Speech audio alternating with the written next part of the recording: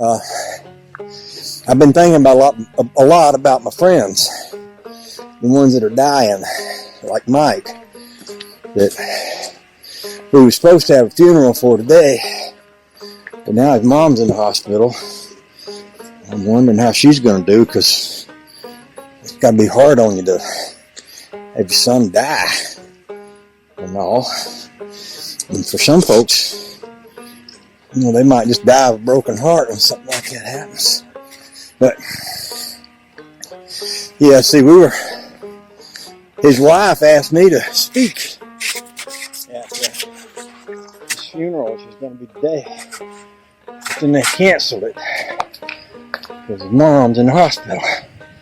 But I was thinking about that, and I was thinking about my friendships. Because somebody wrote this morning, they said, well, you've lost a lot of people this year. Yeah. Lost Mike, lost my brother, lost my mama, a lot of people. And I've been thinking about what to do about losing people that way. And what I've come to is that I need to make more friends. And I need to make younger friends. Because my old friends, a lot of my old friends were younger than me. See, I like people that are kind of dangerous and reckless. People that go off and do things that aren't sensible. It might not be good for their bodies. Dead-Eye Dan, he wrecked himself racing cars. Physically, he got beat up, banged up. He only had one eye from something when he was young. And, Mike, he worked hard, breathed metal, and worked around chemicals and smoked, and just, a lot of my friends, I got a lot of friends that don't live careful. They don't live like, oh, let me make sure I don't ever do anything that might jeopardize my okayness. They just go right there and say, watch this. I just found them washers I was looking for the other day. Squirrel, remember? I was talking about finding some washers to go on these axles for this truck I was making. I don't even know if I got that truck still around here or not. There's a wheel. See, I was thinking about using some washers kind of like that. That's not going to good down there.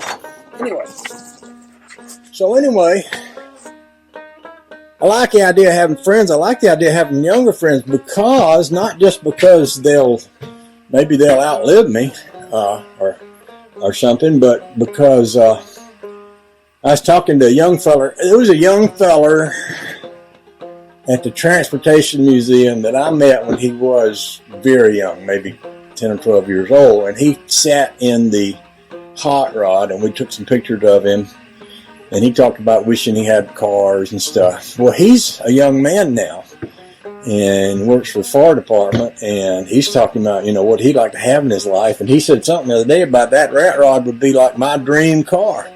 And I'm thinking, well, now, he's like, I'd rather have that than anything in the world. And I got thinking, well, what would keep you from having it someday? I'm not going to live forever.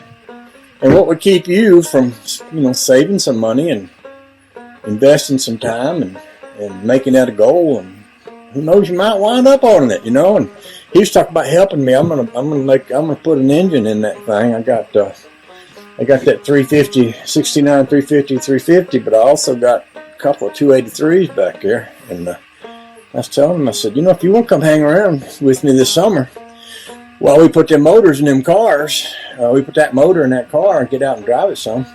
And if you want to save your money up with the idea of one day buying it, I don't see why that wouldn't work. So I guess what I'm getting to is, one of the things I'm learning about having my friends dying around me is make more friends, make younger friends, and try to pass on some of what I got and some of what I know. And here's what I mean by that. It's not like I'm some wise wizard that's up on the mountain distributing knowledge. It's more like I was talking to one of these young fellers the other day, and he's talking, if I had that rat rod, I'd put a diesel Cummins motor in it. And I said, no, you would not, because I wouldn't allow it. And then I explained to him that, putting a diesel engine in a rat rod, for me, that's sacrilegious. The engine that I want to put in there is a 69 Camaro engine, 69 Camaro 350.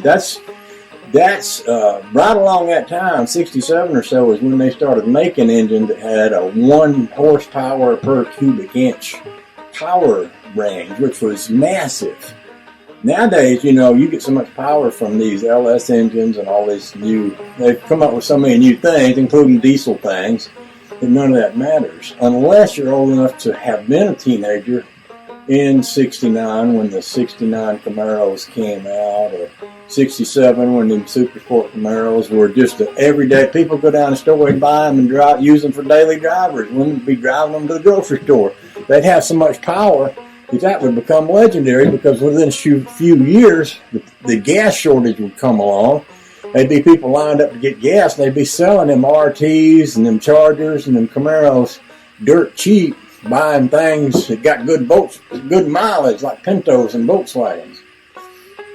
And today we look back and think, man, those were amazing cars, and they're more valuable. It cost more than it cost to pay off my college loan to buy one of them cars. And these young kids say, "Oh, wouldn't it be neat to stick a diesel engine on one of them?" Well, that's just like when a guy my age hears that, I just want to slap somebody. So that's what I was thinking was, maybe I could instill some of this in some young person's head, and they could outlive me, and they could carry it on a little farther, because we are headed for the horse and buggy days, y'all. I mean, kids are discovering electronics, they're discovering solar power. There's going to be a time when you don't have to pay to power your vehicle. You can collect enough energy from the sun to jump in something, and it'll drive itself around. You don't even have to drive it. So everything that we've invested in building and possessing and driving automobiles is going to become obsolete. It's going to be like horse and buggy stuff. So it'd be nice to pass on some of that while I'm still alive to some of these young kids who could hold on to it at least for a little while before it all becomes completely obsolete. So that's one thing I've been thinking about. Just one.